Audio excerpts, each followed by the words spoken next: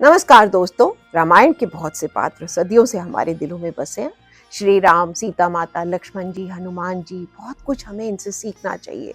ये बातें हम सदियों से करते आ रहे हैं, लेकिन रामायण के कुछ ऐसे कैरेक्टर्स भी हैं जिन्होंने इन सभी पात्रों की महानता और सद्गुणों को और ज्यादा उभार कर रख दिया, जिनकी वजह से रामायण बनी। या कह सकते हैं वो लोग जिन्होंने कुछ ऐसे गलत काम किए जिनकी नेगेटिव फीलिंग्स और इमोशंस की वजह से श्री राम को वनवास हुआ, सीता माता का अपहरण हुआ, राम रावण युद्ध हुआ।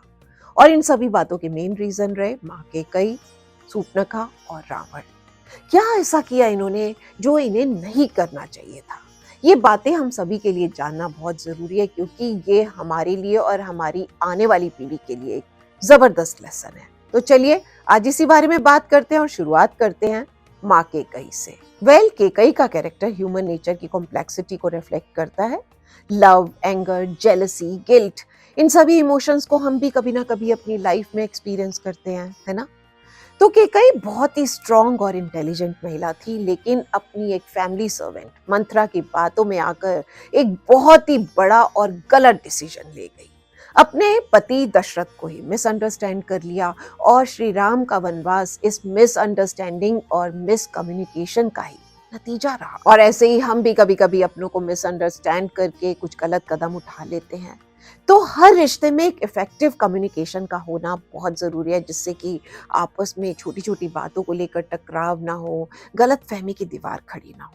दूसरी बात, कैकेयी का ये जो एक्शन था, ये उनकी डिजायर्स और एम्बिशन की वजह से भी लिया गया। यहाँ अपनी इच्छा को दूसरों की इच्छाओं के ऊपर रखना उनकी सेल्फिशनेस को ही दिखाता है। एक नादानी में, जल्दबाजी में लिया गया माँ कैकेयी का निर्णय, और फिर उन्हें अपनी गलती का एहसास भी हुआ, लेकिन तब तक बहुत देर हो चुकी थी। उन्हें रिग्रेट था, घोर पश्चाताप भी हुआ।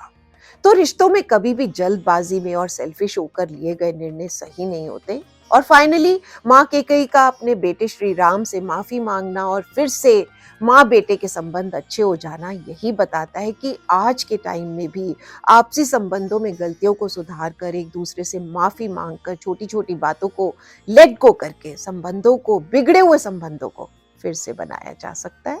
अब दूसरा कैरेक्टर जिसके बारे में हम बात करने जा रहे हैं वो है शूर्पणखा। तो शूर्पणखा ने पहला गलत काम किया कि उसने पर्सनल बाउंड्रीज की रिस्पेक्ट नहीं करी और यहीं से टकराव शुरू हो गया।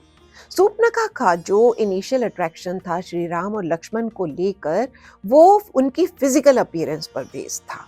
खैर, वो तो श्री राम और लक्ष्मण थे, लेकिन आज की युवा पीढ़ी जो है वो दिखावे, शो ऑफ की चकाचौंध जो है उसकी तरफ इतनी ज्यादा अट्रैक्ट हो चुकी है, जबकि जरूरत है इस दिखावे से परे देखने की, किसी भी इंसान की इंटरनल ब्यूटी और उसके व्यवहार को पहचानने की। खैर, श्री राम और लक्ष्मण के अंदर की रोशनी और उनकी पावर को तो शूर्पणखा समझ नहीं पाई। समझ जाती तो शायद वो सब ना करती जो उसने किया। तो श्री राम और लक्ष्मण के ना कहने पर शूर्पणखा के अंदर उन दोनों भाइयों और माँ सीता को लेकर जो बदला लेने की डिजायर जागी ना, उसकी वजह से अनफॉर्चुनेट इवेंट्स की एक सीरीज बन गई। एक के बाद एक गलत काम होने लगे और उसका एंड क्या हुआ हम सभी जानते हैं। तो आज के टाइम में ये बात हमें ये लेसन देती है कि कभी भी किसी भी अपमान का बदला लेने के लिए कुछ ऐसा नहीं करना चाहिए जिससे कि आपस में टकराव हो, बल्कि उसकी जगह कंस्ट्रक्टिव सॉल्यूशन ढूंढने चाहिए। एंड फाइनली एक तामसिक राक्षसी शूर्पणखा का एक पीसफुल इंसान में परिवर्तन यही बताता है कि हम सब भी अपनी बुरी आदतें छोड़कर खुद को सुधार सकते हैं। हम सभी में वो कैपेसिटी है, बिल्कुल है। हम सभी में वो पोटेंशियल है कि अपनी बेहतरी के लिए हम खुद को थोड़ा थोड़ा बदल सकते हैं, बस उसे समझने की देर है। अब तीसरा कैरेक्टर रावण, एक ऐसा इंसान जो कि घमंड से भरा था। उसका अपनी अजेयता में विश्वास ही उसे अपनी जबरदस्त हार की तरफ ले गया। और ये बात हमें ये लेसन देती है कि विनम्रता, हम्बलनेस की क्या इंपॉर्टेंस है लाइफ में, कितना जरूरी है लाइफ में हम्बल होना, और कभी भी अपने प्रतिद्वंदी, अपने दुश्मन को अंडर एस्टिमेट नहीं करना चाहिए, कम नहीं आंकना चाहिए। अब रावण का धोखे से सीता माँ का अपहरण करना क्लियरली किसी के डिग्निटी पर वार करने जैसा था, जो कि एक बहुत ही गलत कदम था। और ये पूरी घटना हमारी सोसाइटी को ये लेसन देती है कि किसी भी औरत की स्वतंत्रता और अधिकारों का सम्मान करना कितना जरूरी है, और उन्होंने नहीं किया और नतीजा बहुत ही घातक रहा। अब रावण का वध श्री राम के हाथों हुआ। माना जाता है कि रावण बहुत ही महान विद्वान थे।